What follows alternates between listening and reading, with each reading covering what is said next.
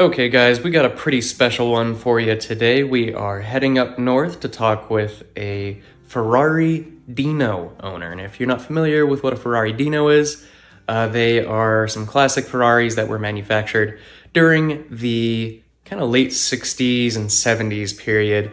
They're real cool. They've got a very vintage look about them, and the owner of this one has a very cool story and quite the personal connection with it. So we're gonna go on up there, get some awesome photography and videography for Shift Colorado, and just kind of see how the day goes. But I'm really excited to check this out. The owner seems so cool, so I really appreciate him giving us the opportunity to interview him and check out the car. So let's go ahead and start driving on up there.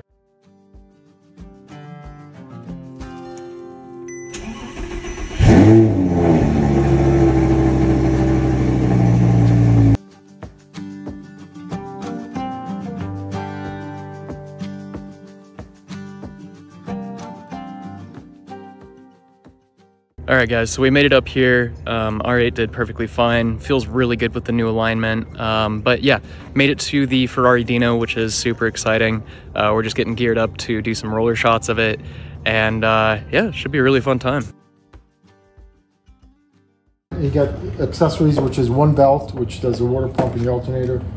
There's no AC, crank windows, bare bones, Pretty man. simple. Smells. I mean, I come out, I go for a drive, I come back, you know, I pull in the garage, I'm like, on fumes. And so I have a carbon monoxide detector that I think does not work. And so Helen, I walk in the house and Helen's like, go take a shower. I'm like, I just think I just smoked a cigar or something, you know? So, anyway, so what about this? I mean, so so when we moved to Italy in the 70s, you know, so the let's start with the two brothers real quick, Germano and Carlo, right? So they were born in Italy, Italians, went through the war, and I have stories about that, but ultimately they're both engineers, went to school, you know, a success story in itself, but they were both car guys from the very beginning, and they came from a town that was about cars in Italy. And so when they finally could afford it, the Germano was the first one, right? He was an engineer at GE. He moved to Italy briefly, and he decided to buy a Porsche 911S in 1971, pastel blue, 2.2 liter, one of the last 2.2s on the factory. And he decided to go to Stuttgart, pick it up.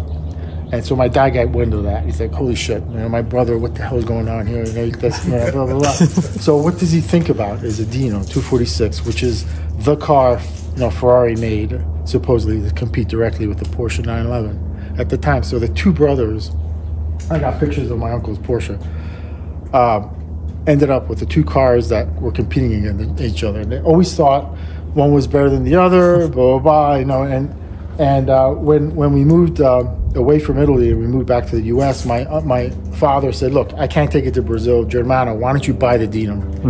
You know, he'd rather have his brother have the car than do something. And he goes, Carlo, I'll tell you what, you ship it, I'll take care of it for you. It'll be here for when you come back. And that was the agreement between the brothers. And so when we lived in Italy, the passion started for the Dino. And I remember my dad would say, you know, I saw a couple of Dinos in a couple of these used car, you know, places, and he would always send my mother to go look at the car, because if I go, I'll buy it. So Louis, why don't you go? My mom's name was Louise. Louis, you go, and she goes, okay. She just look at me and go, you come with me, because you know I'm a woman. And I was like, okay. So here I am, you know, walk in, and we checked out like a half a dozen Dinos in the area for many years, and finally, he found this car in northern Italy, in Alessandria. He had a cousin that lived there, and Luciano goes, Carlo, come up this weekend. We'll go look at the car. You know, they want 5.6 million liras. You know, it's beautiful, it's gorgeous. You know, very low miles. So he tells me, he goes, you know, I'm going up. Don't say anything to your mother. I'm like, what do you mean? Just pretend it's a business trip. I'm coming back on Sunday if I buy the car. So that was basically it. A Sunday morning in Rome. It was during the austerity of remember when the gas prices were crazy, and so they had even and odd plates in Rome. So depending on what plate you had, you could drive your car. So here he comes, you know, I'm sitting at the doorstep of the apartment building because I knew he was coming. And he saw me sitting there over the crest of this Via Topino was right in front of our house. And he just locks them all up, all 4 tires, smoke everywhere. And I'm going, it's a spaceship. It looked like a spaceship. You know, 1976, this car in the streets of Rome. I'm getting goosebumps. Yeah. Because I think about the sound and how it impressed me as a 12-year-old. He comes around and goes, "Go get your mother." I said, "What?" So, you know, that was it. She came out and started yelling at him. And my sisters came out because there's, you know, echoing through the apartment building, all through the balconies. You can hear her yelling, you know, in English, "You son of a bitch!" And so he took, the way he bought the car on her birthday, by the way, was he withdrew money from her account, her retirement fund, without telling her. You know, in Italy, it was communal, right? Anybody could do anything with anybody else's money as long as you're married. So he took that money and bought the car. She yelled at him and then convinced her to get into the car and go for a ride. And they were gone for hours, you know, driving through the streets of Rome, and came back and she was convinced that this was the right thing to do. So for us as children, what that did is it triggered this sense of work hard and get something that you love to do, and set that as a goal. And I've done that with my children because it works. But mostly it's kind of kept us together because it almost formed a bond between all of us. And to this day,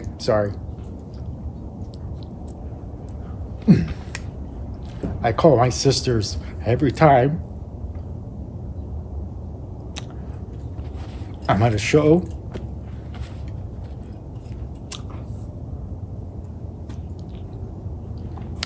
Because it means so much to them.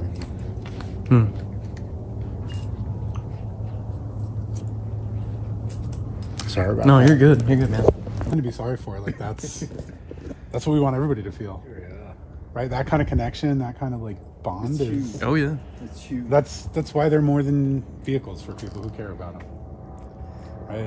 It's all the people, it's all the connections, it's everything around them. Like cars are great on their own. Yeah, I mean, but the memories. Yeah, it's incredible. Can we get it out on the road? Yeah. Let's take some pictures.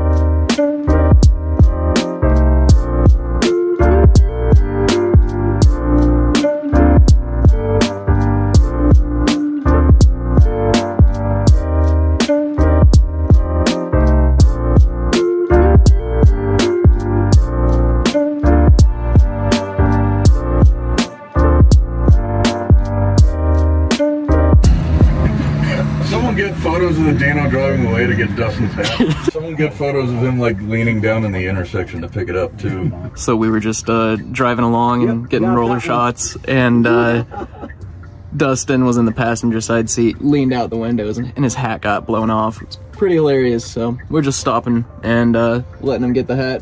That was golden.